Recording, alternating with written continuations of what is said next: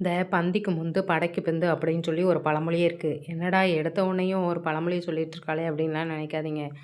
நாங்கள் அதுக்கு ஆப்போசிட்டாக எப்போவுமே பந்திக்கு வந்து பின்னாடி தான் போவோம். அதே மாதிரி எங்கே ஃபங்க்ஷனுக்கு போனாலும் பின்னாடி தான் போவோம். சண்டை நடந்தால் ஆளுக்கு முன்னாடி முன்னாடின்னு வேடிக்கை பார்ப்போம். அது 2வது. ஸோ இன்றைக்கி அப்படி தான் விடியற்காலமே எழுந்திரிச்சு கோயிலுக்கு போகணும். சிறுவாபுரி இது 6வது வாரம். விடியற்காலமே கோயிலுக்கு போகணும் அப்படின்னு சொல்லி தான் கிளம்புனோம். எத்தனை மணிக்கு 3:30க்கு எழுந்திரிச்சு கிளம்புனோம். ஆனால் இங்கே பாருங்கள், சூரியன் வந்து அதுக்குள்ளே பல்லழிச்சிட்டு நிற்காரு 5:45க்கு. சரி என்ன பண்ணேன், ஏன்னா இடையில சில பல தடங்கல்கள் வேறு வந்துச்சு. வண்டி வேறு ஸ்டார்ட்டே ஆக மாட்டேன்ட்டு எப்படியோ ஸ்டார்ட் பண்ணி போனால் அங்கே பைபாஸ் பக்கத்துலேயே இறக்கி விட்டுட்டாங்க. அங்கேருந்து அடுத்த ஷேர் ஆட்டோ பிடிச்சி தான் நாங்கள் கோயிலுக்கு போக வேண்டியதாயிருச்சு. ஏன்னா உள்ளே ரொம்ப கூட்டமாக இருக்குமா. இது எந்த வாரமும் இல்லாத பிரச்சனை இந்த வாரம். நாங்கள் ஏன்னா காலையிலே ஒரு நாள் போனதில்லைல்ல, எப்போவுமே வந்து மத்தியானம் 1 மணிக்கு பிறகு தான் கிளம்புறது. ஸோ அந்த டைமில் வந்து எங்களுக்கு கொஞ்சம் ஃப்ரீயாக இருக்கும். இப்படிலாம் இருக்காது. நாங்கள் எங்களோட ஆட்டோவிலே போயிடுவோம். இந்த வாட்டி என்னென்னா ஷேர் ஆட்டோவில் போயிட்டு இருந்தோம். போயிட்டு அங்கே கோயிலுக்கு போயிட்டா அங்கேருந்தும் இடையிலேயே நடக்க விட்டுட்டாங்க. ஷேர் ஆட்டோவுமே ஒரு அளவுக்கு தான் போகுது.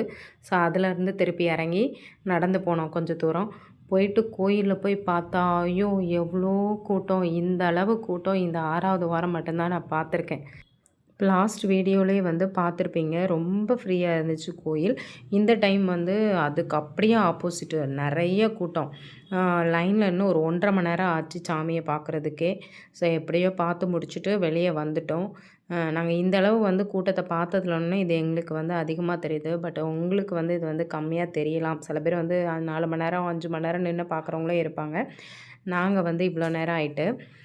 சரி அடுத்தது பாருங்களேன். இந்த மேலே வந்து கோபுரத்தில் வந்து அந்த இந்த முருகரை வந்து வீடியோ எடுத்தப்ப, அந்த கண் வந்து எனக்கு வந்து க்ளோஸ் ஆகிருக்கிற மாதிரியே இருந்துச்சு வீடியோவில் பார்க்கும்போது.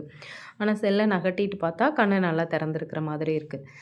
இதை அப்படியே பார்த்து ஃபேமிலியாக நின்று அப்படியே பேசிகிட்டு இருந்தோம். நீங்களும் நிறைய பேர் இந்த கோயிலுக்கு போயிருப்பீங்க. ஸோ போயிருந்தாலும் சரி, இல்லை இனிமே தான் போக போகிறீங்கனாலும் மேலே வந்து இந்த மாதிரி முருகரை வந்து வீடியோ எடுத்து பாருங்கள். உங்களுக்கு வந்து எப்படி தெரியுதுன்னு பாருங்கள். பார்த்துட்டு அல்லது யாராவது பார்த்துருந்தீங்க இந்த மாதிரி தெரிஞ்சது அப்படின்னா கமெண்ட்டில் வந்து சொல்லுங்கள். இல்லை இதே மாதிரி தான் வீடியோவில் எல்லா வீடியோலையும் இருக்குமா, நாங்கள் எடுத்த வீடியோவில் தான் இப்படி இருக்கான்னு பார்க்கலாம். ஓகேவா? பாய்.